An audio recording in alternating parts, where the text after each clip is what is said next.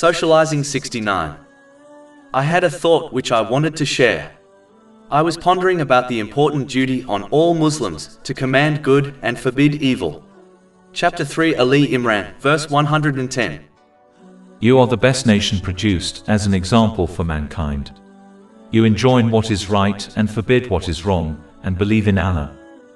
Even though this is an important duty on each Muslim, yet they will encounter people who do not seem to listen, nor act on the advice given to them.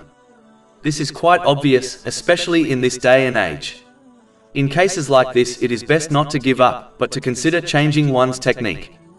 Advising others through words is one way of commanding good and forbidding evil, but a better way is to advise others through one's actions. The Holy Prophet Muhammad, peace and blessings be upon him, was the greatest teacher as he advised others through his words and actions. This leading by example technique is important to adopt, as it is more likely to affect others in a positive way.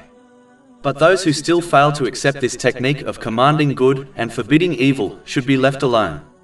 One should continue showing a practical example, but perhaps take a step back from verbally advising them, as continuously advising others who do not pay attention can cause both parties to become irritated and angered.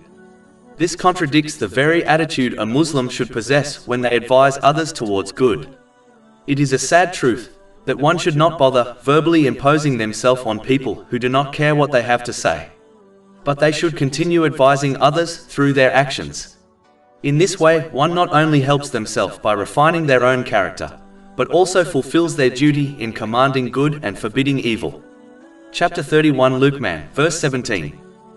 Enjoin what is right, forbid what is wrong, and be patient over what befalls you. Indeed, all that is of the matters requiring resolve.